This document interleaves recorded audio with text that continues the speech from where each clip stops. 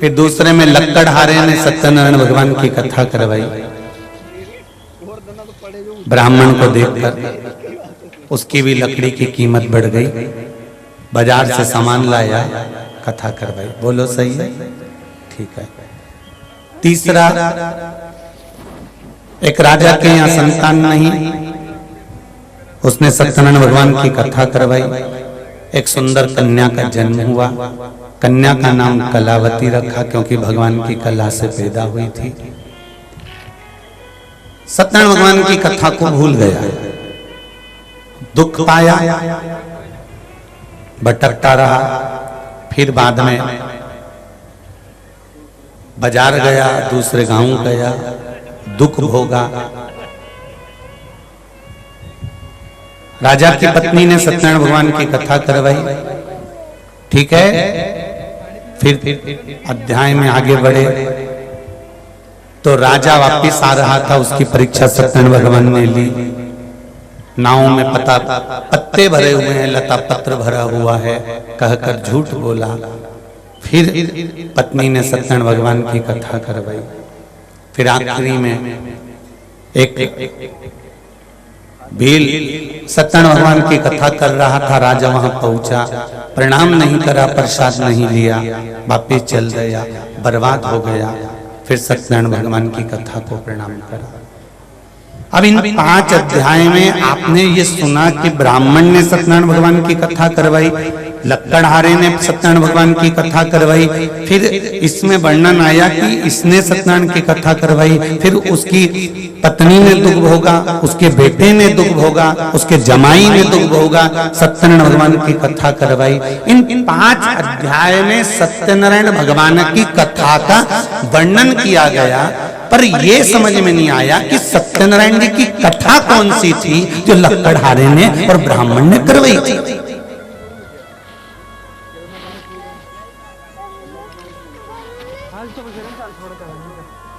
बोलो रे जी जी।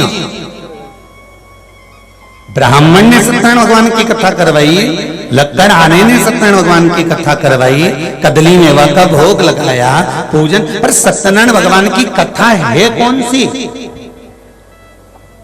जिसको लक्कड़हारे ने करवाया था, जिसको ब्राह्मण ने करवाया था, जिसको राजा ने सुना था, जिसको उसके जमाई ने सुना था, और नाव लता पत्र भरकर, तो वो सत्यनारायण की कथा कौन सी थी?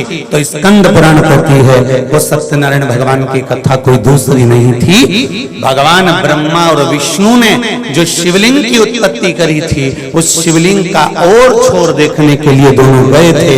पाताल में मेरे भगवान पहुंच गए थे, उनको भगवान के चरण नहीं मिले थे, तो ब्रह्मा जी के सामने उन्होंने सत्य कह दिया था, इसलिए भगवान शंकर ने उनका नाम सत्यनारायण रख दिया था। ये सत्यनारायण भगवान की मूल कथा का सार तत्व है।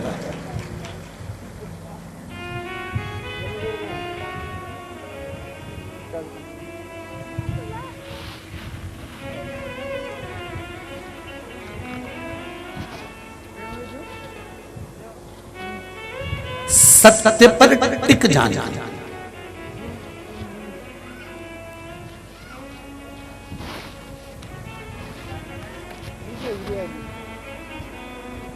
सत्य पर अड़ जाना और उस सत्य के बल पर परमात्मा का दर्शन हो जाना, यही सत्यनारायण भगवान की कथा का फल है।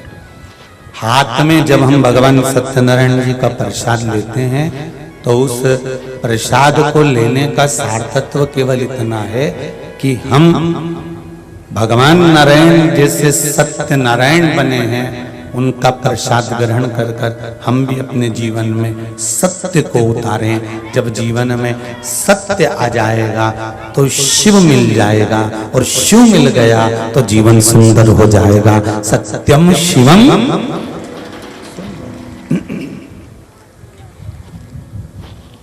जीवन में सत्य,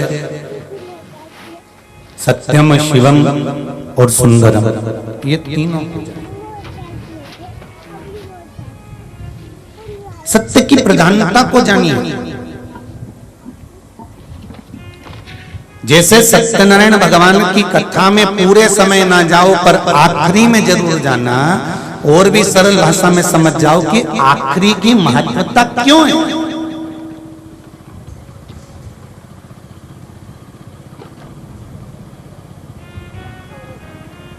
ये दुनिया के लोग इंतजार क्यों करते हैं कि 7 दिन की शिव पुराण पूरी होगी तो हम तो आखिरी दिन जाएंगे,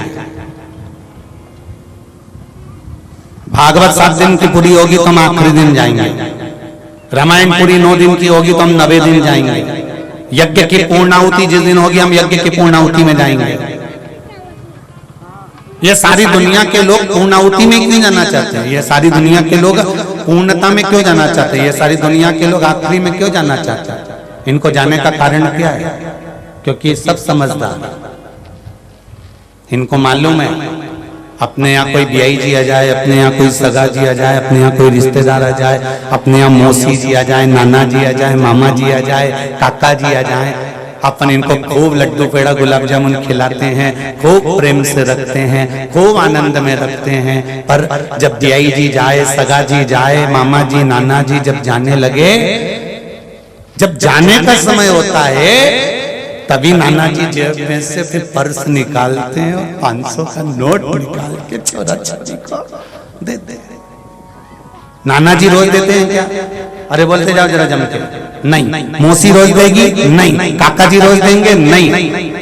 बुआ जी रोज देगी? नहीं। फूफा जी रोज देंगे? नहीं। पर जब जाने लगेंगे, आखिरी में जब जाने लगेंगे, तो तुम अपनी बुआ बहन बेटी को कुछ दोगे, मामा जी काका जी फूफा जी जिन जा रहे होंगे उनको कुछ दोगे, और वो तुमको कुछ देंगे। मतलब तुम्हारे यहाँ का जीवन की एक लीला भी कहती है कि ये जो लेन देन होता है ये आखिरी में होता है। उसी तरह शिव महापुराण की कथा कहती है, बचपन गया जाने दो, जवानी गई जाने दो, अधेड़ी गई जाने दो, पर बुढ़ापा आखिरी का है, इसको ऐसे मत गवा देना। इसी बीच में परमात्मा तुझे कुछ दे देगा और तू उसको कुछ दे देगा और जिंदगी संवर जाएगी। अंतिम बिंदु को संभालना। शंभू भराव करिए, उससे भराव नहीं आ रहा। अंतिम बिंदु को संवारना है।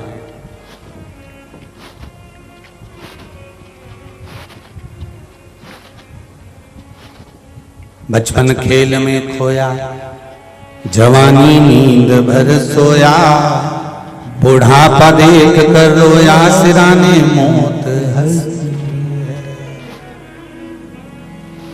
आखिरी में जब जाते जाते कोई 500 का 200 का 100 का नोट पकड़ा जाता है, उसी तरह शिव महापुराण की कथा कहती है कि अंतिम बिंदु जब आता है, उस बीच में लेन देन चालू होता है। मौसा जी इनको देते हैं और जिनके यहाँ गए हैं वो मौसा जी को या बियाई जी को देते हैं, या काका जी को या बुआ जी को देते हैं, फूफा जी बुआ जी जाते जाते छोटे छोटे छोरा छोरी को देते हैं। उसी तरह अंतिम समय में तुम परमात्मा को दोगे राम नाम, कृष्ण नाम, शिव नाम, तो अंतिम समय में परमात्मा भी तुमको देगा बैकुंठ धाम या कैलाश धाम या गौलोक धाम। अंतिम समय में होता है।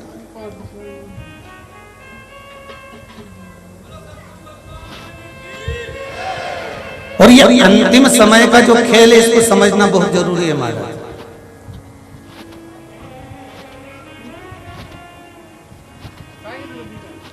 अंतिम समय का जो खेल होता है ना, ये बड़ा विचित्र है।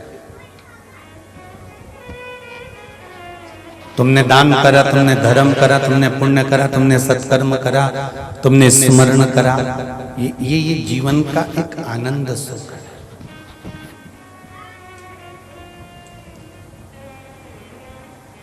आज मेरे को केसरवानी जी बता रहे थे, गुरुजी यहाँ पर जो पानी की व्यवस्था चल रही है, एक ब्राह्मण परिवार कालेश्वर जी तिवारी हैं कोई, जिन्होंने टैंकर भर भर कर लोगों को मशीनों द्वारा पानी की व्यवस्था कर पानी पिला रहे हैं। धन्य से ब्राह्मण परिवार, मैं नमन करता हूं आपको। सागर की धरा पर भूतेश्वर बाबा की इस पावन सागर की भूमि पर ऐसे ऐसे दानदाता पड़े हुए हैं, उनको मेरा इस व्यासपीठ से दंडवत नमन है हमारा। फिर बताया कि कोई एक अग्रवाल परिवार है, श्रीमती चंदा श्रद्धा जी अग्रवाल, जिन्होंने बड़ा बाजार रामबाग मंदिर से 2-2, 3-3 बसों को लगाकर रखा है मात्र भक्तों को छोड़ने के लिए और ले जाने के लिए। ऐसे अग्रवाल परिवार को भी नमन करता हूं।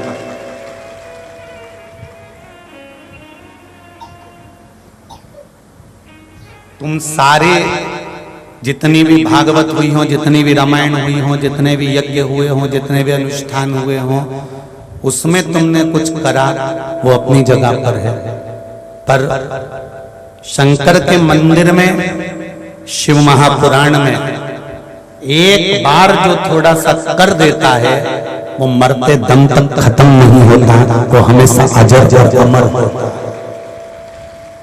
शिव को अमरनाथ कहते हैं, शंकर भगवान को अमर तत्व कहते हैं।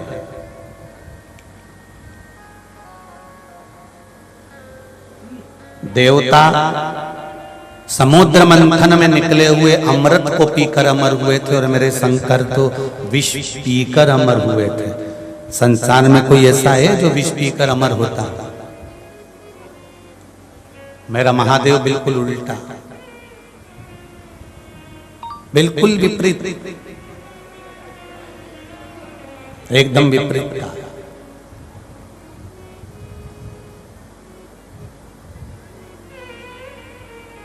ध्यान से सुनना, जितने दूसरे नंबर के पंडाल में बैठे हैं और जितने तीसरे नंबर के पंडाल में बैठे हैं, क्योंकि सामने वाले पंडाल वाले तो हमको दिख रहे हैं, पर साइड वाले तुम लोग जरा ध्यान से सुनना रहे। कोने में सट सट के बैठे हो, बहुत ध्यान से सुनिए। देवता अमृत पीकर अमर हुए हैं, पर दुनिया में कोई ऐसा नहीं होगा जो विष पीकर अमर होता होगा। उसमें भी केवल एक देव अधिदेव महादेव ऐसे हैं जो विष पीकर अमर होते हैं, और अमृत पीने वालों का कोई नाम नहीं लेता, पर विष पीने वाले को आज भी लोग नीलकंठ महादेव के नाम से पहचानते।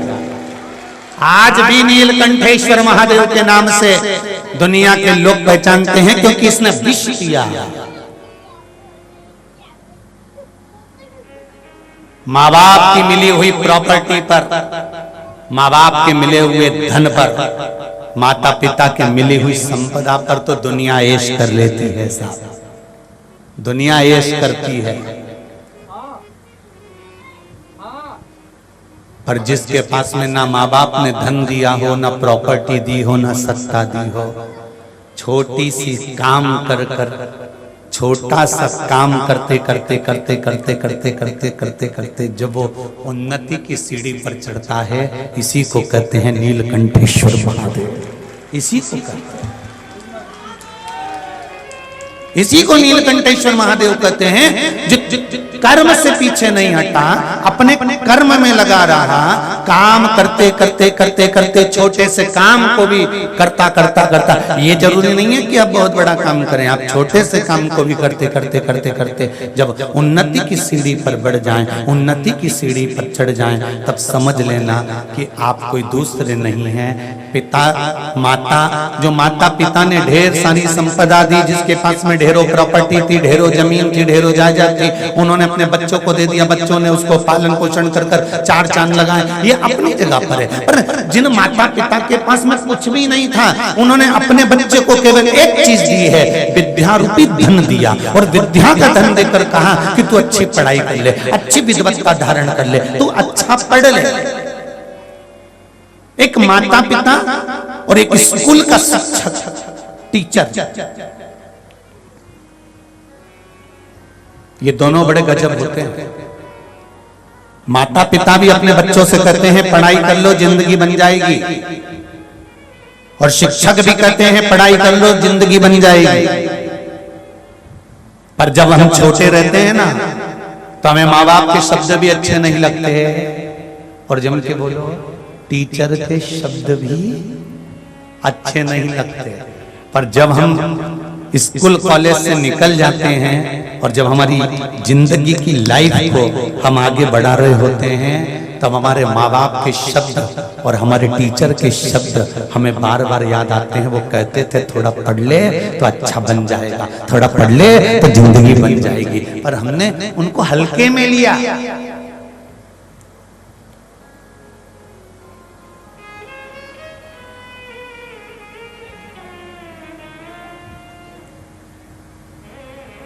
जितने नवयुवक बच्चे यहाँ पर बैठे हुए हैं, जितने बेटे बेटियां यहाँ पर बैठे हुए हैं, जितने आस्था चैनल पर नवयुवक बच्चे कथा सुन रहे हैं, जितने फेसबुक यूट्यूब पर नवयुवक बच्चे कथा सुन रहे हैं, मैं उनसे कहूंगा तुम्हारे माता पिता तुम्हारे मार्ग को प्रशस्त करने वाले हैं, और जो शिक्षक तुमको स्कूल में और कॉलेज में पढ़ा रहे हैं, ये शिक्षक तुम्हारे मार्ग को प्रशस्त करने वाले हैं। आज ये तुम्हें पढ़ाकर लिखाकर अग्रण्यता का भाव प्रदान करेंगे, आगे लेकर जाएंगे। समझना तुमको पड़ेगा।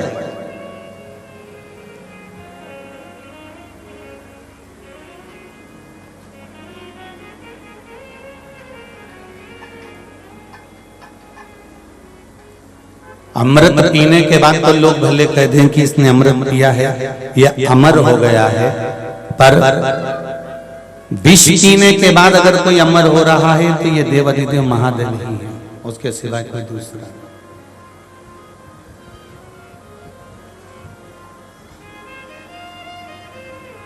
इधर जितने लोग भी धूप में खड़े हुए हैं, गर्मी बहुत तेज है भाई बहनों, आप लोग जमीन पर धूप में मत बैठो। निवेदन है कि तीसरे नंबर के पंडाल में पहुंच जाओ, अगर दूसरा पंडाल भी फुल है तो आप तीसरे नंबर के पंडाल में पहुंच जाओ, पर धूप में मत बैठो, धूप में मत खड़े रहो।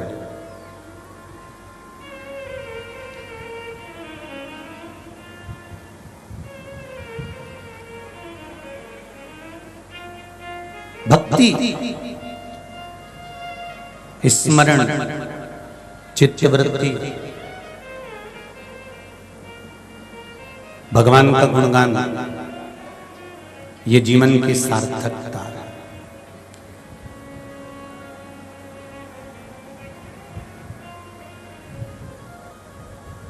सत्यमय जियो। एक छोटा सा झूठ केतकी के फूल ने बोल दिया था तो आज तक महादेव पर नहीं चढ़ा। एक छोटा सा झूठ, चोंगे जैसी आवाज आ रही है, उसको सेट करिए। एक छोटा सा झूठ गौ माता ने बोल दिया था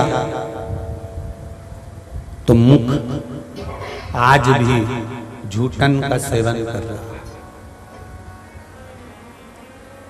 अच्छा ईमानदारी से बोलना रे जीजियों, और जितने भाई बहन यहाँ कथा सुन रहे हैं और जितने आस्था चैनल पर कथा सुन रहे हैं, जितने फेसबुक यूट्यूब पर सुन रहे हैं, तुम्हारे हृदय पर हाथ रखकर बोलना, तुमको मालूम है कि गौ माता में भगवान बसते हैं, तुमको मालूम है कि 33 कोटि देवता इस गौ माता में बसते हैं, तुमको मालूम है कि इसमें देवी देवता बसते हैं, तुमको मालूम है कि गौ माता पूजनीय है, तुमको मालूम है कि इसमें भगवान का वास होता है, तुमको मालूम है कि इसको प्रणाम किया जाता है, तुमको मालूम है कि गौ माता की पूंछ पकड़कर पार लगाया जाता है, तुमको मालूम है कि बेतरनी तरने के लिए गाय की पूंछ का पकड़कर दान किया जाता है, तुमको मालूम है कि सारी दुनिया में गौदान से बड़ा कोई दान नहीं है। उसके बाद भी, इतना ज्ञान होने के बाद भी घर की जो झूठन निकलती है तो भी तुम गाय को ही क्यों देते हो?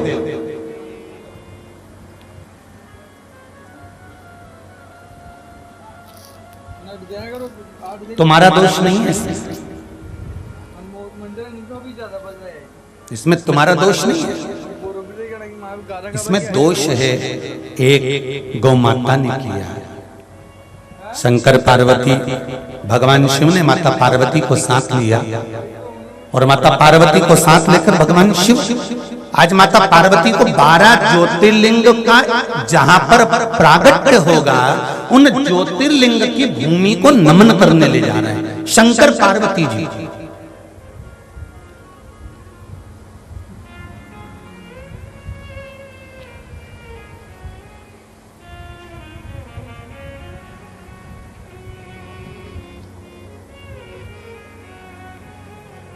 मकान बनाने से पहले मकान का भूमि पूजन क्यों होता है? उत्तर दीजिए, बोलो रे भाई। दुकान बनाने से पहले, मकान बनाने से पहले, फैक्ट्री बनाने से पहले कथा जिस भूमि पर होती है उस भूमि पर ध्वजारोहण, यज्ञ जिस भूमि पर होता है उस यज्ञ की भूमि का ध्वजारोहण, मंदिर जहां बनता है उस मंदिर का भूमि पूजन, दुकान जहां बनती है उस दुकान का भूमि पूजन, मकान जहां बनता है उस मकान का भूमि पूजन क्यों किया जाता है? किस लिए करते हैं? ओम शिव महापुराण की कथा कह रही है सागर से कि जिस भूमि पर मंदिर बन रहा है, जिस भूमि पर मकान बन रहा है, जिस भूमि पर दुकान बन रही है, जिस भूमि पर कथा होना है, जिस भूमि पर यज्ञ होना है, जिस भूमि पर सत्संग होना है, उस भूमि का भूमि पूजन ध्वजारोहण इसलिए किया जाता है कि उस भूमि पर भगवान का निवास होने वाला है।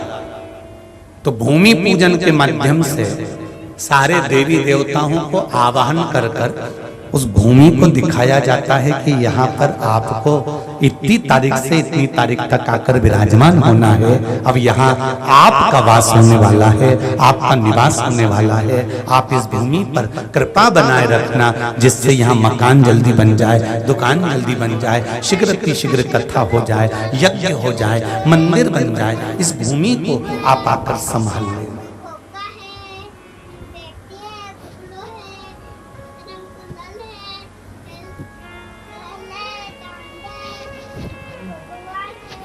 शंकर भगवान माता पार्वती को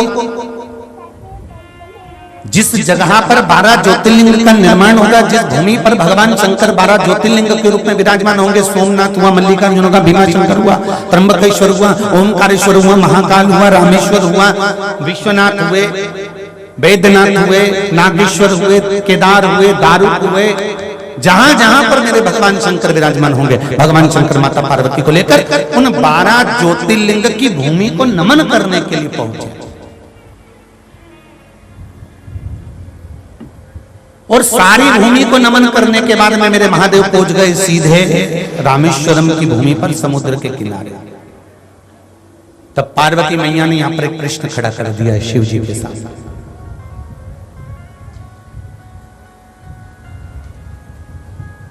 पति और पत्नी, इन दोनों का जो संवाद होता है, यदि पत्नी और पति का अगर संवाद होता है तो संवाद में अगर धर्म की चर्चा होती है तो ये निश्चित है कि गर्भ से होने वाली संतान भी धर्ममय ही होगी। ये निश्चितता, निश्चितता।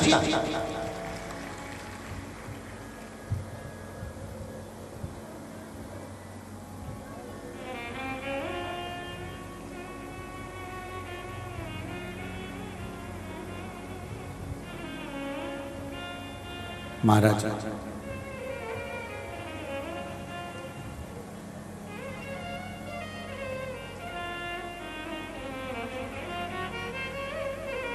जिससे एक तेज हवा चलती है तो वो चली हुई हवा मौसम बदल देती है। गर्मी पड़ रही हो, ठंडक ला देती है। कई बार ऐसी हवा चलती है कि पानी को खींचकर पानी बरसा देती है।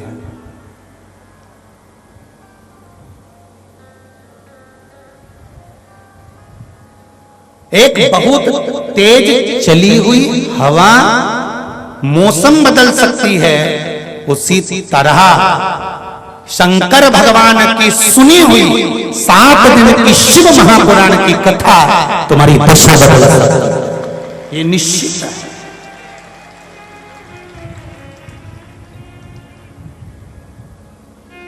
हवा मौसम बदलने का बल रखती है और शिव महापुराण की कथा तुम्हारी दशा बदलने का बल रखती है। ये शंकर की वो कथा है जो तुम्हारी जिंदगी को बदलने का क्रम कर सकती है। और क्यों ना बदले? एक साल 6 महीने से जो औषधियां भी खाई, स्वास्थ्य का स्मरण भी करा, पर शिव भक्ति में वो बल है।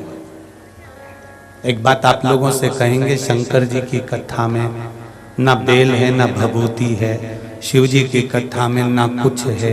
शिव जी की कथा में तो केवल एक विश्वास है। और तुम्हें सियोर वाले महाराज के चक्कर में नहीं पड़ना है। ना तुमको सियोर वाले महाराज के आगे पीछे घूमना है, ना सियोर वाला महाराज तुमको कुछ देगा, ना हमको ज्योतिषी आती है, ना मंत्र आता है, ना तंत्र आता है, ना साधना आती है। हम तो केवल इतना जानते हैं कि शंकर पर अगर विश्वास कर एक लोटा जल चढ़ाकर बेलपत्री को शंकर जी से मांग कर कि बाबा ये तुम्हारी चढ़ी हुई बेलपत्र है, मैंने सुना है आप पर चढ़ी हुई वस्तु औषधि हो जाती है, मेरे स्वास्थ्य ठीक नहीं है, शरीर में गांठ पड़ गई है, शरीर में ये दुख है, घुटने में तकलीफ है, आप अपनी एक बेलपत्र औषधि बनाकर दे दीजिए, शिव जी से मांग कर लाओ, उसको प्रेम से खाओ, बाबा चाहेगा तो अमृत कर कर तुम्हारी जिंदगी को संभाल। हमें न तंत्र आता, न मंत्र आता, न साधना आती, हम तो केवल शंकर को जानते हैं और वो भी पूरा नहीं जानते। संसार में जो पैदा हुआ वो परमात्मा को कैसे जान सकता है?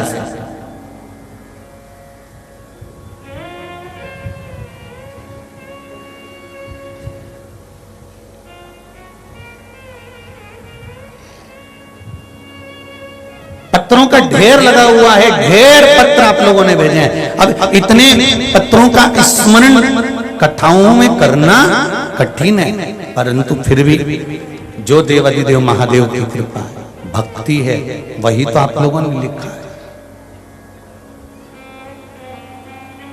तेरा ही दिया मैंने खाया पिया है, तेरा शुक्रिया है, तेरा शुक्रिया है।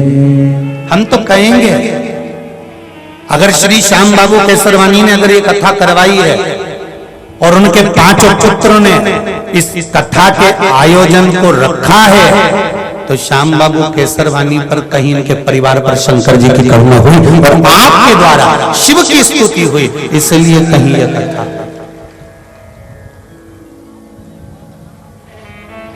कहीं शिव की कृपा।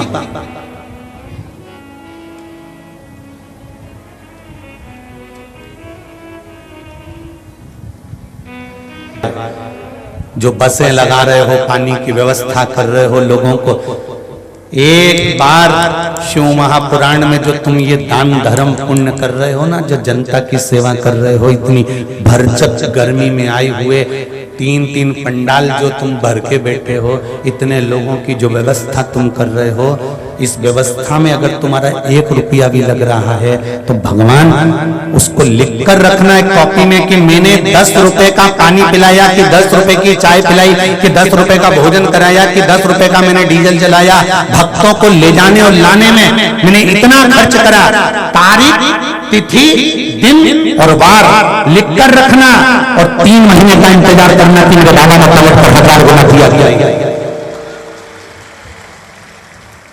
जब वो चोर को कुबेर बना सकता है मेरा देवाधिदेव महादेव, शंकर जी के मंदिर में चोर चोरी करने गया था, तन का कपड़ा उतारकर त्रिशूल में लपेटकर आग लगाकर उजाला कर देख रहा था चोरी का सामान। शंकर भगवान प्रसन्न होकर उस चोर को यदि कुबेर बना सकते हैं, तो क्या शंकर जी की कथा में आप आने वाले भक्तों की व्यवस्था में जो लगे हुए हैं, क्या उनके लिए देवाधिदेव महादेव कुछ नहीं करेगा? शिव कृपा, शंकर की उदारता, शंकर की करुणा।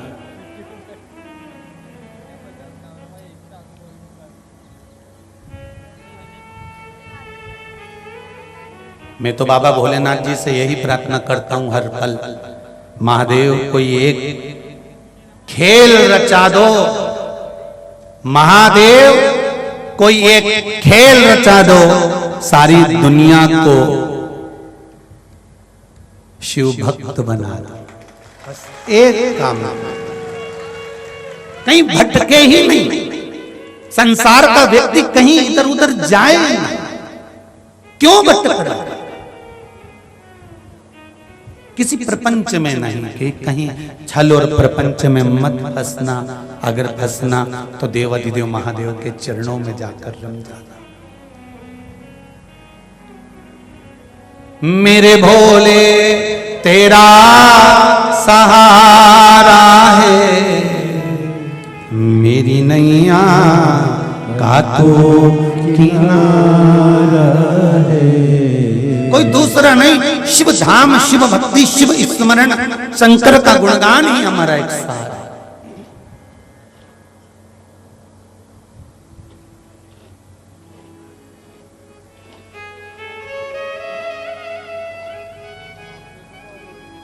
पार्वती जी ने कृष्ण खड़ा कर दिया शिव जी के सामने। 12 ज्योतिर्लिंग की भूमि पर जहां शंकर भगवान का प्राकट्य होगा, जहां ज्योतिर्लिंग शिवलिंग जहां पर प्रकट होगा, ऐसे 12 ज्योतिर्लिंग की भूमि को घूमने के बाद उस भूमि पर पहुंचे हैं रामेश्वर धरा। कथा तो आप टीवी पर सुन लोगे, जो दूर रहने वाले हैं वो टीवी पर कथा सुने चलता है, पर आपके क्षेत्र में अगर कथा हो रही हो फिर निवेदन करेंगे, जैसे शंकर भगवान पार्वती को लेकर 12 ज्योतिर्लिंग की भूमि को प्रणाम करने गए थे। क्यों? पार्वती जी ने पूछा कि यहाँ आने का फल क्या है।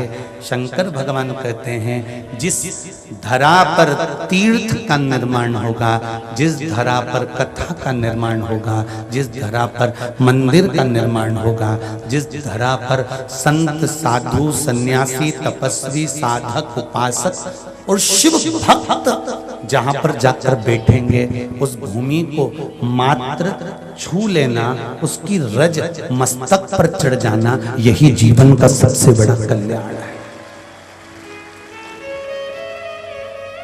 कितने बैठे हो? हजारों लाखों में आप लोग आए हो।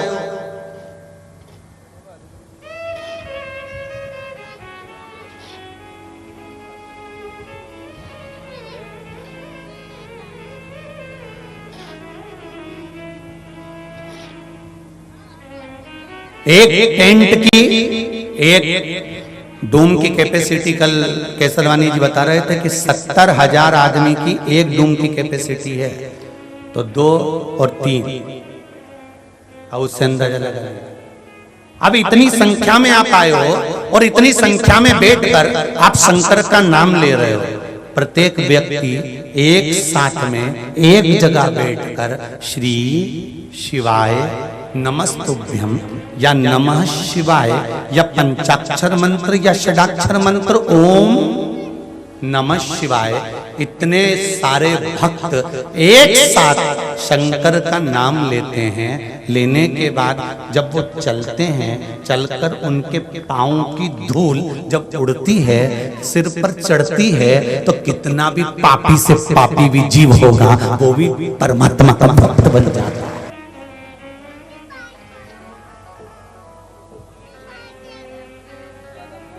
भागवत जी आपने सुनी है, तो उस भागवत जी में आपने एक प्रसंग सुना होगा कि भगवान कृष्ण गैया चराने चले। बोलो सही है? गौएं चराने के लिए भगवान कृष्ण चले। अब एक भजन गाते हो आप लोग, आगे आगे गैया पीछे पीछे बीच में मदन गोपाल, आगे आगे गैया पीछे पीछे ग्वाल।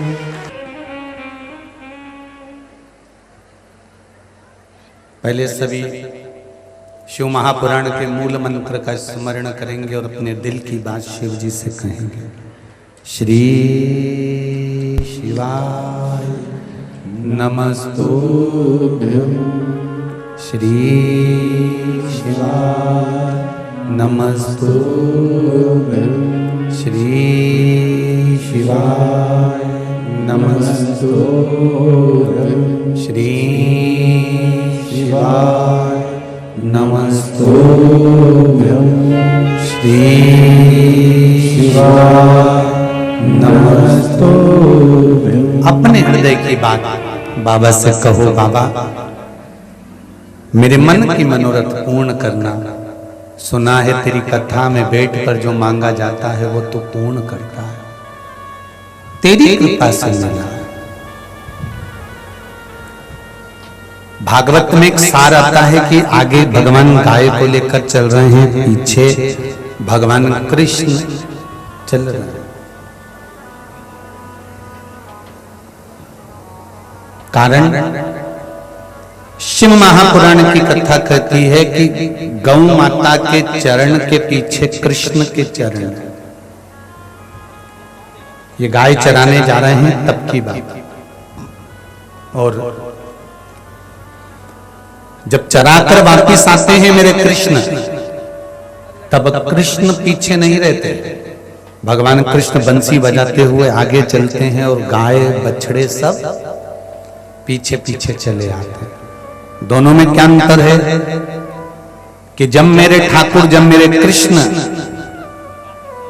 आगे आगे चलते जाते हैं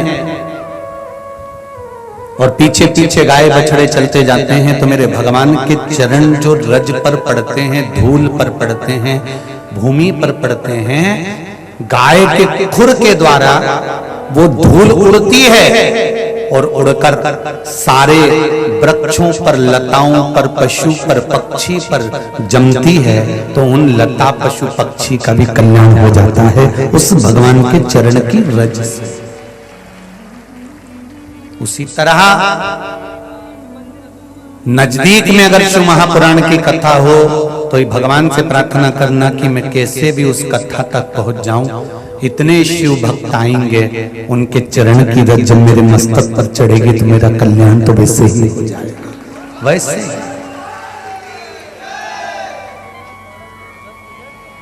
केवल चरण की रज से कल्याण है साहब। और जितने भी आए हो ना यहाँ पर कथा सुनकर जाओ ना, तुम्हारे शरीर पर अगर रज लग गई हो, धूल लग गई हो इस शिव महापुराण की, तो घर जाकर थोड़ी सी झड़ा देना।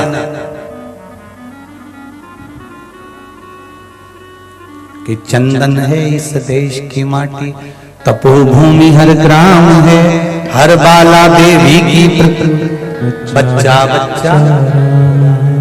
महाराज साधारणता। पार्वती जी ने शिव जी से प्रश्न किया कि ये धरा पर आप मुझे लेकर आए हो,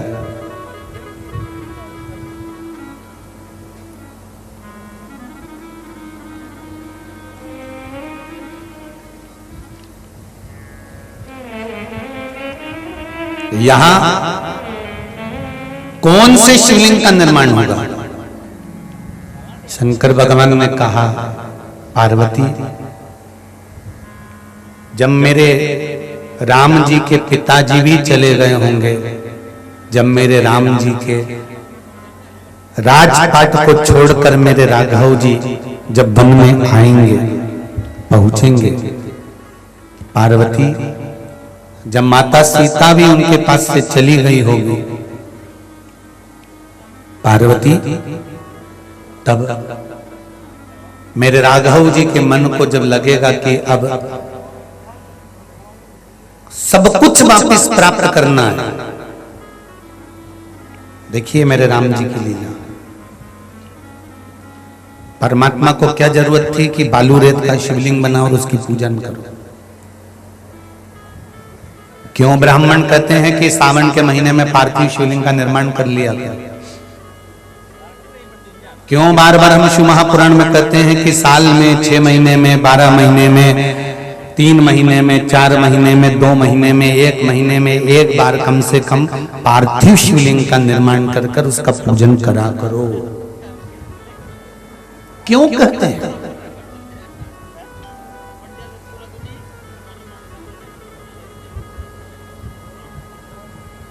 क्या मिलता है पार्थिव शिवलिंग का पूजन करने से? तो कोई पूछे ना राम जी महाराज से, कि आपने पार्थिव शिवलिंग का निर्माण क्यों करा, रामेश्वर धाम की स्थापना क्यों करी, पार्थिव शिवलिंग का निर्माण कर कर उसकी पूजन क्यों करी।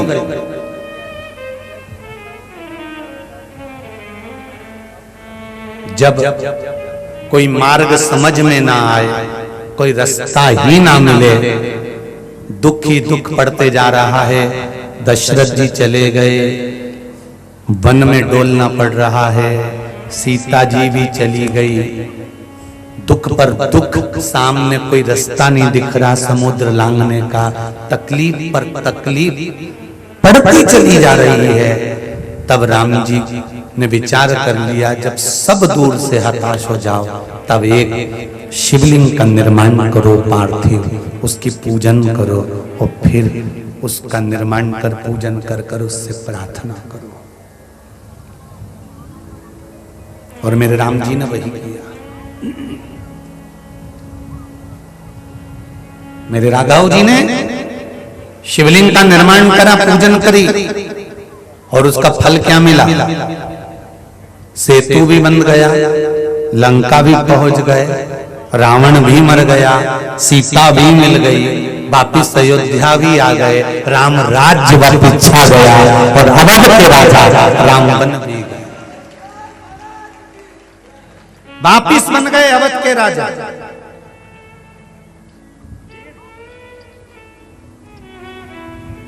पर शंकर भगवान ने एक शब्द मेरे राघव जी को कहा था, मेरे राम जी को कहा था कि राम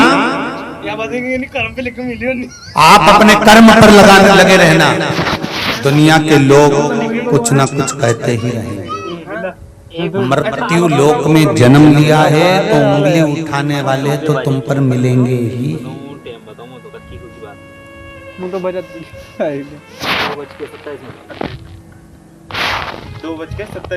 लोग भगवान को नहीं छोड़ते तो तुमको और हमको छोड़ेंगे। जब राम जी महाराज ने गिद्धराज जटायु का अंतिम संस्कार किया था ना, तो कई लोगों ने राम जी को अपशब्द कह दिया था, बताओ खुद के पिताजी का तो अंतिम संस्कार करानी न दूसरे को आग लगाते फिर राम जी को नहीं छोड़ा लोगों ने।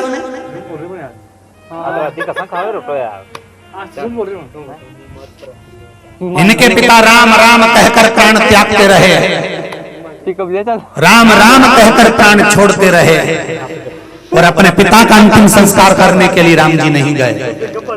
और यहाँ जटायु का पक्षी का अंतिम संस्कार कर रहे। दुनिया के लोग कहने में पीछे नहीं हटेंगे, ताने देने वाले ताने देने में पीछे नहीं हटेंगे, उंगली उठाने वाले उंगली उठाने में पीछे नहीं हटेंगे।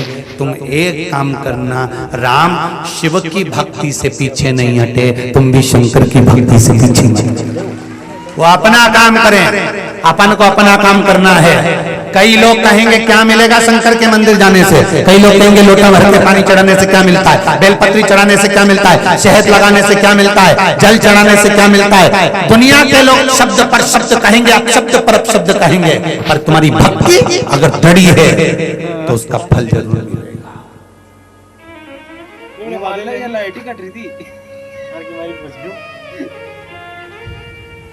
कहीं खुशी होगा ना घर पहुंच जाते तो कहीं खुशी होगा ना कि आज पहली बार टीमों में वो मन लगाए का देर में मेरे धंधे के उंगली उठाने वाले उठाते रहेंगे, अपशब्द कहने वाले कहते रहेंगे। तुम अपनी भक्ति पर ध्यान दो, आप शिव भक्ति पर ध्यान दो। उनका काम है आप पर उंगली उठाना, आप पर आरोप लगाना, आप पर शब्द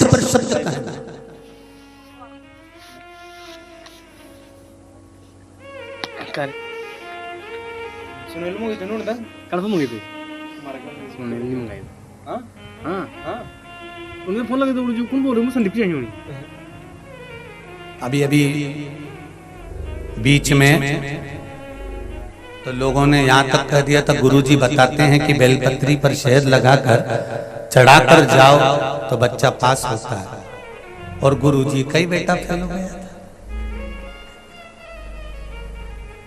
राघव जी हमारे पास, हम जब कथा कर कर पहुंचे तो राघव हमारे पास बैठकर बहुत रोए कि मेरे दोस्त की मम्मी कह रही थी कि राघव तुम फेल हो गए हो। तो राघव हमारे जंघा पर अपना सिर रखकर, बच्चे छोटे हैं अभी 8th क्लास में तो है, गोदी में सिर रखकर बोले पापा मैं तो पास हो गया था तो मुझे वापस फेल क्यों कर दिया। हमने कहा बाबू, उसकी आंख में आंसू थे, वो रो रहा था। हमने कहा चिंता मत करो, दुनिया के लोग तुम्हारे बाप को किसी भी तरह से नीचे नहीं दिखा पा रहे हैं, तो तुम्हारे माध्यम से नीचा दिखाने का प्रयास कर रहे हैं।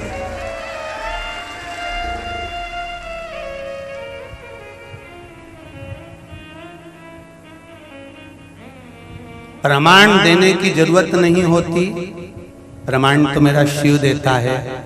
फिर भी जब समिति के लोग नहीं माने तो राघव की मार्कशीट व्हाट्सएप पे डलवाई कि भैया लोगों को मन में तो आए कि छोरा कब पास हो गया तो फेल का क्यों, गलत भाव प्रकट करना।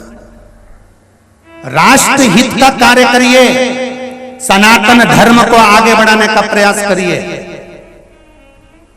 अपनी माता की कोख को और माता की गोद को गंदा मत करिए। किसी भी तरह से अपशब्द कहकर या सनातन धर्म को कोई आगे बढ़ा रहा हो उस पर उंगली उठाकर अपनी माता की कोख को गंदा करने का प्रयास मत करिए। बन सके तो सनातन धर्म को आगे बढ़ाने का प्रयास करिए कि हम सनातनी हैं और हमारे सनातन धर्म को हमें अपने अग्रण्य भाव में लेकर जाना है। वापिस इस भारत की भूमि के गौरव को आगे बढ़ाना है। ये साधारण नहीं है। लोग राम जी को नहीं छोड़े तो आप और हमें कौन छोड़ने वाला? पर अपनी भक्ति पर विश्वास रखना। शंकर जी के मंदिर में जाना एक लोटा पानी चढ़ाने के लिए तो तुम्हारा विश्वास पक्का होना चाहिए, सीहोर वाले महाराज पर नहीं। पंडित प्रदीप मिश्रा पर विश्वास मत करना, क्योंकि ये तो मानव का शरीर है, इस मनुष्य शरीर का कोई भरोसा नहीं होता। भरोसा शिव महापुराण पर करना, शंकर की कथा पर करना, जिस मंदिर में जल चढ़ाने जा रहे हैं उस शिव पर करना।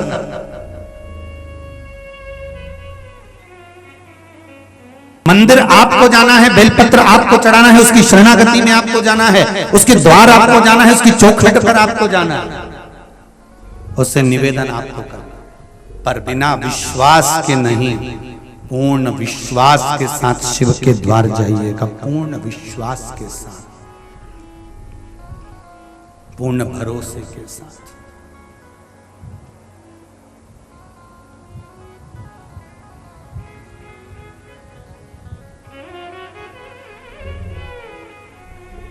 शंभो शरणे पड़े मांगू घड़ी रे घड़ी, दुख काटो दया करी निदर्शन।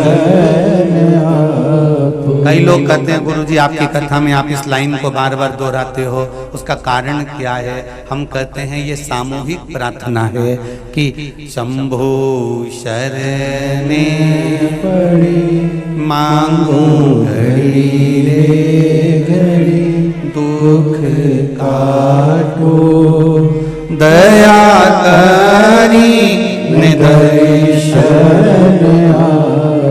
ये सामूहिक प्रार्थना है कि मेरे दुख को काटना, जितने संसार में लोगों के दुख है वो कट जाएं और आपका दर्शन, आपका दीदार हो जाए,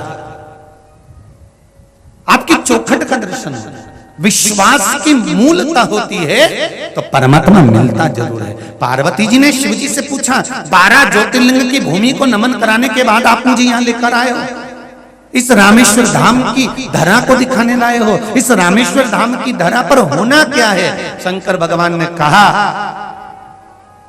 कि ये वो भूमि है जहां पर परमात्मा भगवान विष्णु स्वयं राम बनकर आएंगे और मेरा पूजन करेंगे और यहां रामेश्वर धाम की स्थापना होगी।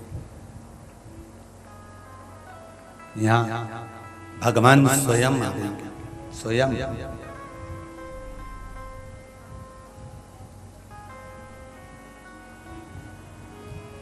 राम जी और आपका पूजन करेंगे?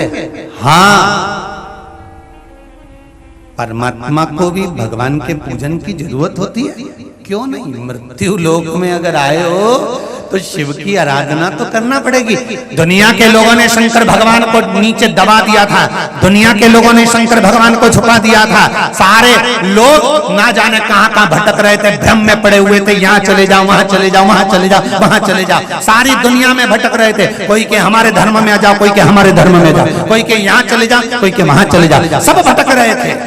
पर शंकर भगवान मृत्यु लोक के देवाधिदेव महादेव हैं। हम तो कहते हैं कोरोना महामारी जो आई थी, ये कोरोना महामारी नहीं आई थी, ये शंकर जी की कथा को प्रकट करने के लिए आई थी कि शिव है। महामृत्युंजय को परिचय कराने के लिए आई थी कि महामृत्युंजय की कथा क्या होती है, शंकर का कथा क्या होती है, शिव कथा क्या होती है। कौन जानता था कोरोना महामारी के पहले कि शिव पुराण भी कुछ होती है? भागवत रामायण गीता में लोग रमे हुए थे, शंकर की कथा को जानता ही कौन था? पर कोरोना महामारी आई तो शिव को जानने का मौका मिला।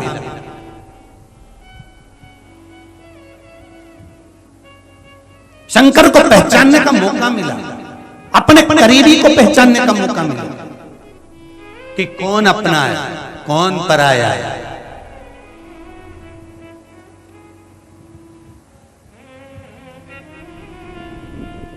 भगवान को भी भजन की जरूरत क्यों नहीं है? उनको भी करना। हाँ, कहते हैं ना,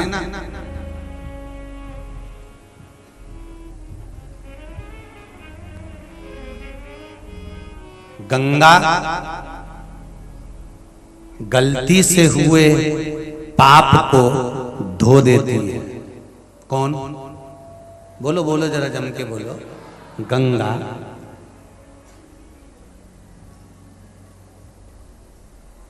गंगा जी वही पाप धोती है जो गलती से हुआ है, अनजाने में हुआ है। गंगा उस पाप को धोती है। जो जानबूझ कर पाप किया जाता है उसे गंगा नहीं धोती, उसे यमराज का लठ धोता है।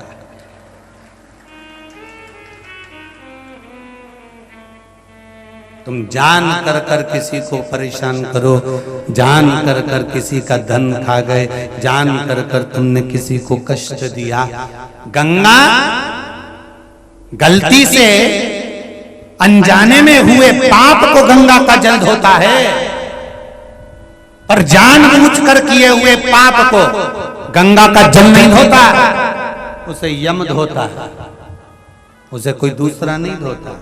जब यहाँ से उठा के ले जाएगा ना अंतिम समय में, और ब्लैक कलर की स्कॉर्पियो में बांध कर, मेरे भगवान शंकर के पास व्हाइट कलर की टवेरा है नंदी, पर यमराज के पास में ब्लैक कलर की स्कॉर्पियो है पाड़ा,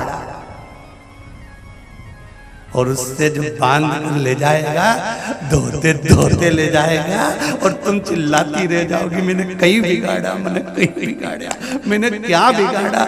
मैं यमराज में तेरे हाथ जोड़ू, मुझे मत मार। अभी तो मैंने 3 दिन पहले ही लाल कलर की साड़ी ली है, एक बार भी नहीं पहनी यमराज, एक बार छोड़ दे वंस मोर,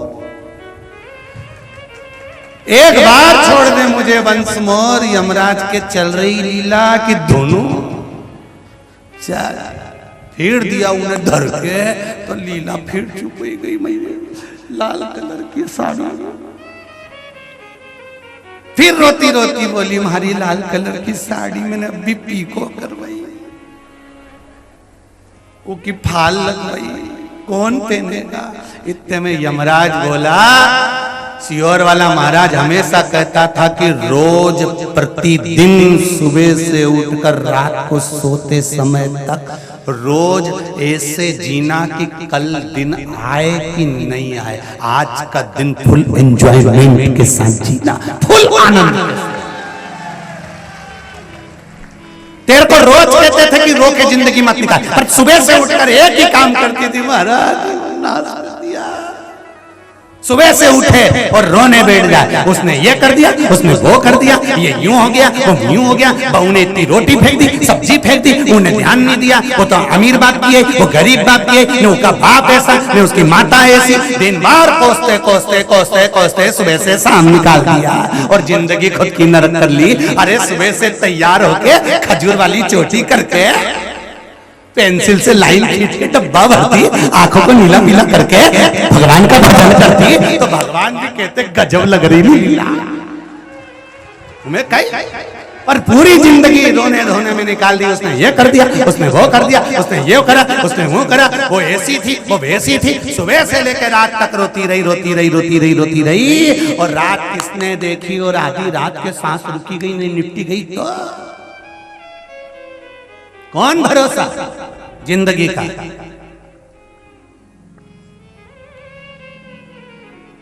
कौन भरोसा। एक से बढ़कर एक साड़ियां रखी हैं अलमारी में। बोलो री जी, किसी किसी साड़ी का तो नंबर ही नहीं लगता। साड़ी भी कहती हो कि अब तो पहन ले, कई बार तो रख रही है दूसरी गिर जाती है, मुझे तो पहनो। साड़ी भी कहती है कि मुझे पहनो। 52 साल की हो गई, कब पहनेगी मेरे को? तेरे मामा जी ने दी थी, उस दिन से पीको करके धरी हूं, फैशन ही खत्म हो गया, अभी भी धरी हूं।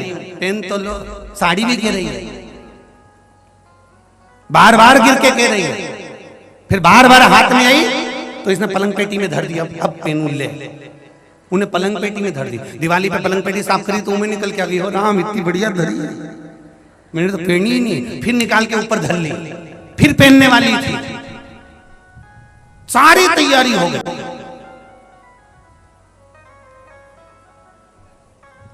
दो दिन पहले सोच के बैठी थी हमारे देवर के लड़के की शादी में नया वाला सेट पहनूंगी जो मैं लाई रतलाम से, और देवर के लड़के की शादी के पहले ही निपट गई तो फिर कौन पहने? पड़ा का पड़ा।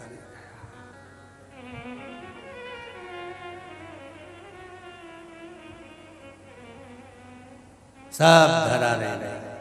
पार्वती जी ने शिव जी से पूछा, ये भूमि पर राम जी को भी आपके शिवलिंग के पूजन की जरूरत है?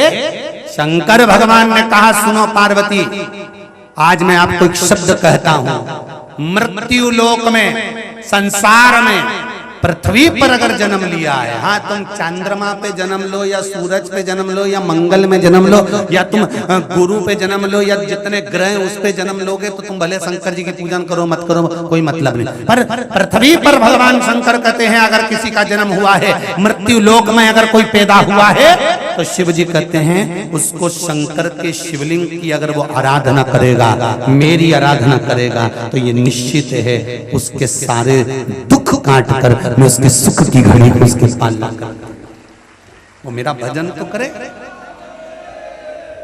भजन तो करो, भजन भोले बाबा का करते रहोगे तो संसार सागर से तरते रहोगे।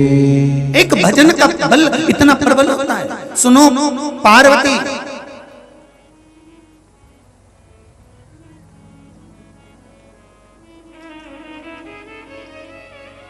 सत्य के बल पर भगवान मिलता जरूर है। शंकर भगवान ने यहां लीला रच दी। मेरे देवाधिदेव महादेव पार्वती से बोले मुझे कोई जरूरी काम आया है, मैं जा रहा हूं। तुरंत समुद्र के तट पर माता पार्वती को छोड़कर शंकर भगवान चले। मेरा ओ घड़ी, मेरा शंभू पार्वती जी को छोड़कर चले। पार्वती जी ने ध्यान लगाकर देखा कि आज मेरा तीज का व्रत है और तीज का व्रत मुझे भगवान की पूजन करना है। पार्वती जी ने बालू रेत का शिवलिंग बनाया, पूजन करी समुद्र के तट पर। सारी पूजन करने के बाद वहां पर पार्वती जी भगवान शिवलिंग को विसर्जन कर दी।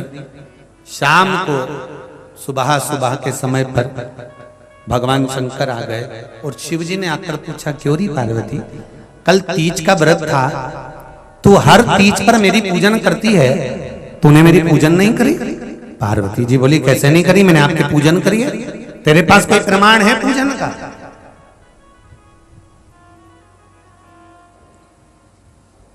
तेरे पास पूजन का कोई प्रमाण है? आप रोज मंदिर जाते हो, एक लोटा जल चढ़ा कर आते हो, आप पशुपति व्रत करते हो, शंकर जी के मंदिर जाते हो, आप दिया लगाते हो, शंकर जी के मंदिर में जाते हो, आप शंकर जी पे बेलपत्र चढ़ाते हो, आप शिव के मंदिर में धूप लगाते हो, आप भगवान के शिखर का दर्शन करते हो, आप शंकर जी का गुणगान करते हो, श्री शिवाय नमस्तुभ्यम का जाप करते हो, पंचाक्षर मंत्र का जाप करते हो, षडाक्षर मंत्र का जाप करते हो, आप शिव की आराधना करते हो, शंकर का स्मरण करते हो, शिव नाम का जाप करते हो, शिव भक्ति में डूबे रहते हो, शंकर का गुणगान आप करते हो, शिव स्मरण में आप डूबे रहते हो, शंकर की भक्ति का आप नित्य प्रति आनंद लेते हो। पर कोई आपसे कह दे, एक बार शंकर जी आकर आपसे कह दे कि बोल कि तूने मेरा पशुपति व्रत करा, तूने मेरा संकट सोमवार का व्रत करा, तूने मेरा सोमवार का व्रत करा, तूने मेरे प्रदोष का व्रत करा, इस व्रत का प्रमाण क्या है तेरे पास? लिखित में कोई प्रमाण हो तो बताओ। बोलो रे सागरवली जी। और जितने लोग बाहर से आए, चेन्नई तक से लोग यहाँ कथा सुनने आए, चेन्नई के भी लोग यहाँ कथा में बैठे हैं, मद्रास से आए। आज सुबह जब मिलने के लिए आए थे तो बता रहे थे हम चेन्नई से, मद्रास से आए,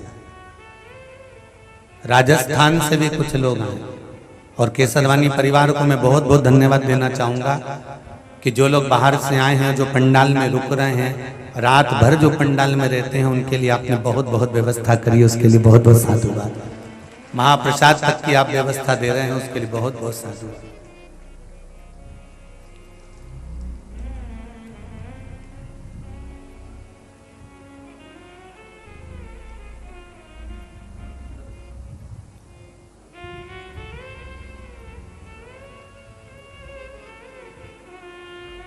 हमारे समिति के कुछ कार्यकर्ता यहीं पास में ठहरे हैं, उनका भी रात्रि को 11 बजे फोन आया, गुरुजी यहाँ पर जो लोग रात को रुके हैं तो कोई सागर से एक भैया झोले में कोई सामान भर के लाया और सबको बांट कर गया गुरुजी।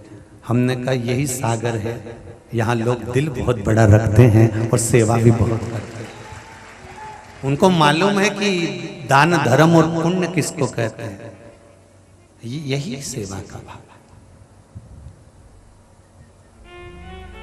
कुछ लोग यहाँ पर भोजन बना रहे होंगे तो केसरवानी जी गए होंगे, कहा होगा भोजन मत बनाओ, हम पहुंचाएंगे, आप आराम से पाओ, कथा सुनो, रात भर रुके हो, आप आनंद के साथ भगवान की भक्ति करो, शिव स्मरण। रस तत्व की मूलता,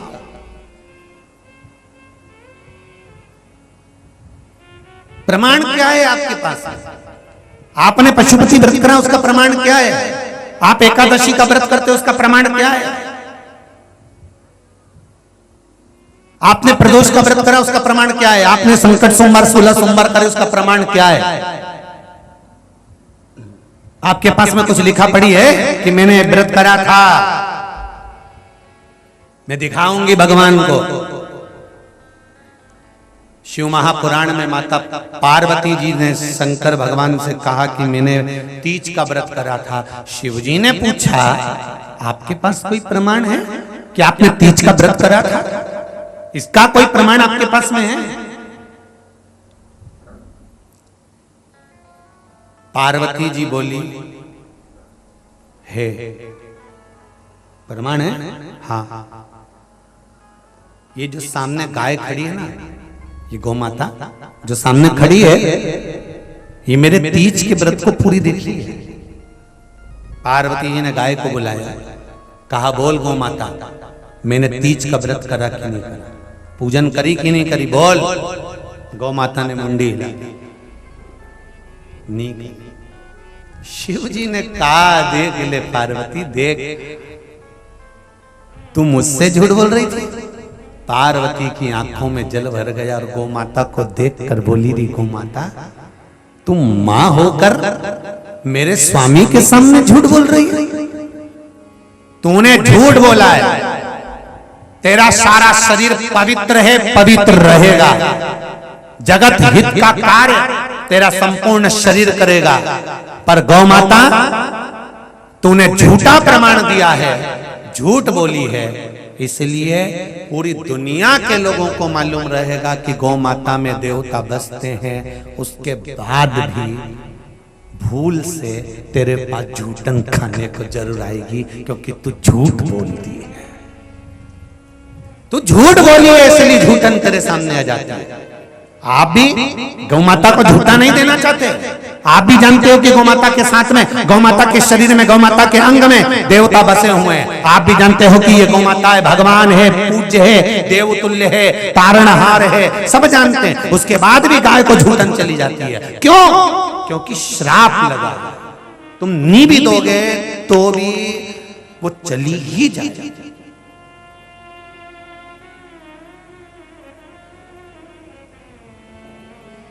चलिए, गौ माता ने उस समय पर पार्वती के सामने आंखों में जल भरकर रो दी। गौ माता रोई, अपनी अधाष्टी देवी को याद करा गौ माता ने, जिसका वो स्मरण करती है। आप गाय का स्मरण करते हो और गौ माता किसका स्मरण करती है? माता संतोषी का, गणेश जी महाराज की बेटी का। गणेश जी की पुत्री का नाम क्या है? जम के बोलो, संतोषी। गणेश जी के पुत्र हैं, बोलो जम के, शुभ और लाभ। गणेश जी के पोते हैं अमोद और प्रमोद। गणेश जी के पर पोते हैं, पर पोते स्वास्तिक बेटी है संतोषी। गौ माता ने संतोषी को याद किया। गणेश जी की पुत्री संतोषी दौड़ कर आई।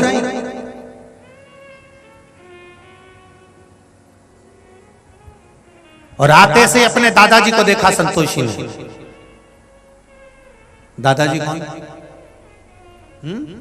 अरे बोले जम के, भोलेनाथ, शिव जी।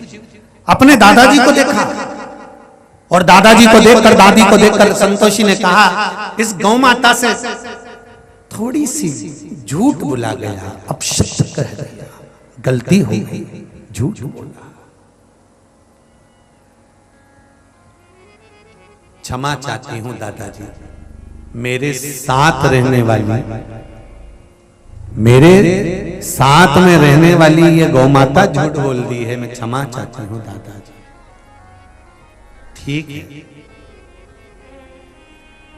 एक शिव जी ने कहा, संतोषी तुम मेरी पोती हो।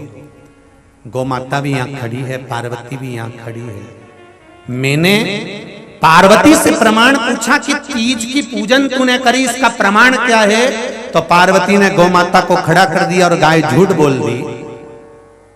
जिस समय पर एकादशी का व्रत हो, सोमवार का व्रत हो, मंगलवार का व्रत हो, शनिवार का व्रत हो, रविवार का व्रत हो, छठ का व्रत हो, चतुर्थी का व्रत हो, पंचमी का व्रत हो, सोमवार का व्रत हो, पूर्णिमा का व्रत हो, संतोषी का व्रत हो, लक्ष्मी का व्रत हो, संसार की माताएं, पुरुष ना जाने कितने व्रत करते हैं, पूजन करते हैं, मंदिर जाते हैं, अनुष्ठान करते हैं। इसका प्रमाण क्या रहेगा?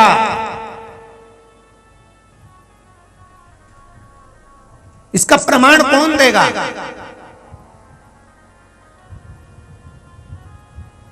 संतोषी माता ने हाथ जोड़कर कहा, दादा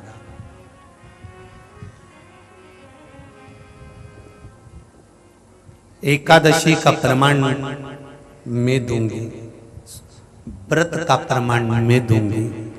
जब नारी या पुरुष किसी भी भाव से शिव मंदिर में जाता है या नारायण के मंदिर में जाता है, राम मंदिर में या कृष्ण मंदिर में जाता है, वहां जाकर जब भगवान के चरणों में शीश नवाता है, अहंकार का ये मटका वहीं समाप्त हो जाता है, संतोष उसके सिर पर बैठ जाता है। मंदिर में जाने से संतोषी संतोष प्रदान कर देती है और आपके व्रत का प्रमाण देने की गारंटी माता संतोषी रख लेती है। ये मेरे मंदिर तक आया। क्या मिलता है शिव मंदिर में जाने से? क्या मिलता है राम मंदिर में जाने से? क्या मिलता है कृष्ण मंदिर में जाने से? क्या मिलता है तीर्थ में जाने से? क्या मिलता है भगवान के पास जाने से? क्या मिलता है शिव महापुराण की कथा में जाने से? क्या प्राप्त होता है? तो आप दमदारी से कह सकती हो कि भगवान की कथा में जाने से, मंदिर जाने से हृदय को संतोष प्राप्त होता है और प्रमाण मिलता है कि मैंने कथा श्रवण करी है, शिव मेरे साथ है। ये प्रमाणिकता है। तुलसी का दल, जल और बेलपत्र, याद रखिएगा। क्या क्या चीज? जम के बोलो जरा। तुलसी का दल, जल और बेलपत्र, ये तीन चीजें हमारे व्रत, साधना और पूजन का प्रमाण है।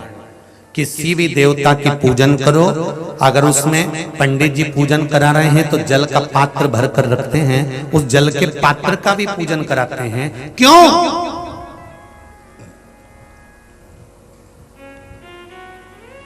क्योंकि ये प्रमाण देगा आपकी पूजन का। शिव जी के पूजन में बेलपत्र चढ़ा रहे हो तो वो बेलपत्र प्रमाण है। इसलिए कहा जाता है आपके पास में बेलपत्र नहीं है तो शंकर जी के मंदिर में शिवलिंग पे से उठाकर बेलपत्र को धोकर वापस चढ़ा दो। ये प्रमाण है कि आप शिव जी के मंदिर आए, आपने आराधना करी, आपने शिव स्मरण करा, आपने शंकर का गुणगान करा। ये प्रमाण है। तुलसी का दल प्रमाण है। गौ माता तो झूठ बोली है इसलिए झूठन तुझे मिल रही है। अगर तू झूठ नहीं बोलती तो झूठन नहीं मिलती। बहुत ध्यान लगाकर सुनना रे भाई। जितने आस्था चैनल पर, फेसबुक, यूट्यूब पर कथा सुन रहे हैं, हमारे मंत्र, हमारी साधना, हमारे तप का प्रमाण है। शिव महापुराण की कथा कहती है, गला पकड़ रहा है, ओम हमारे मंत्र और साधना का प्रमाण है ओम शब्द। इसलिए मुख को ओम कहा जाता है। कहां प्रकट हुआ है ओम? ओम का प्रागट्य कहां पर हुआ है? किस जगह पर?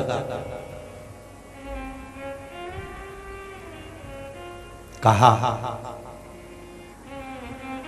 जब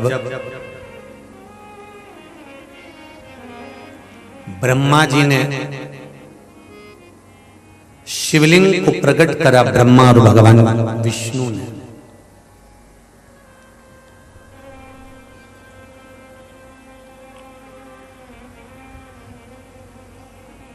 अग्नि का खंभ है, एक अग्नि का खंभ प्रकट हुआ है और उस अग्नि के खंभ को जब प्रकट करा, ब्रह्मदेव आकाश मार्ग की ओर गए, भगवान विष्णु पाताल की ओर गए, ब्रह्मा भी भटक गए, विष्णु भी भटक गए। तब उस शिवलिंग में से एक ब्रह्मा और विष्णु और महेश, इन तीनों का एक नाद उत्पन्न हुआ। ओम में तीन नाद, आ, ऊ और मा। आप लोग जब ओम बोलते हैं तो उसमें तीन नाद निकलते हैं। पहला आ, दूसरा ऊ और तीसरा मा। ऊपर वाला चिल्ला रहा है, मध्य वाला बोल रहा है, नीचे वाला बोल रहा है। तीनों का शब्द एक साथ जब एकत्रित होता है तब उस अग्नि खंभ में से, उस शिवलिंग में से तीनों देवताओं के शब्दों का एक बिंदु प्रकट हो जाता है जिसका शब्द है।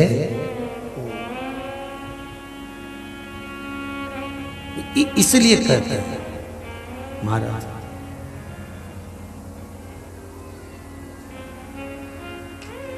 ओम रूपी मुख से गोविंद बोलो प्यारे। ये शब्द ओम। एक प्रसंग और आता है, बड़े ध्यान से सुनना। ये तो प्रसंग हो गया वेद और पुराण के अनुसार। अब कोई पूछे कि गुरुजी आपने इसको काय में से बोला है, तो मांडुक्य उपनिषद के अंतर्गत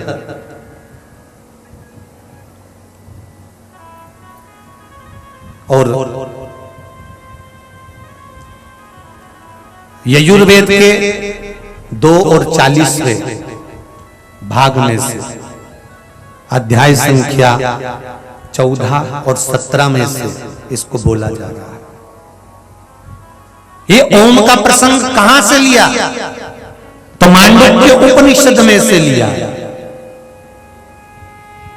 अगर किसी को पढ़ना है तो पढ़ सकता है मांडुक्य उपनिषद, जिसमें से ओम शिव महापुराण का चरित्र लेकर बांचा जा रहा है। और यजुर्वेद ऋग्वेद में से भी थोड़ा थोड़ा इसका भाग लिया गया, पर मांडुक्य उपनिषद में ओम शब्द का बड़ा भारी महत्व बताया। ओम शब्द का बड़ा एक चरित्र और आता है, बड़े ध्यान से सुनिएगा उस चरित्र को। एक बार बहुला गाय का पुत्र मनोरथ, क्या नाम था? जम के बोलो जरा। मनोरथ। बहुला गाय का पुत्र मनोरथ गाय का दूध पी रहा था और उसके मुंह पर फेन आ गया था। वो फेन हवा में उड़ गया था, शिव जी पे पड़ गया था। शंकर भगवान को क्रोध आ गया था। भगवान शिव उस मनोरथ को मारने के लिए दौड़े थे।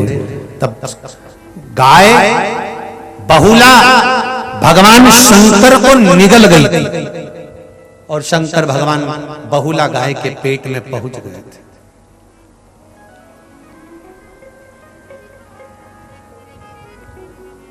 बहुला गाय के पेट में मेरे शंकर भगवान बैठे हैं, मेरे शिव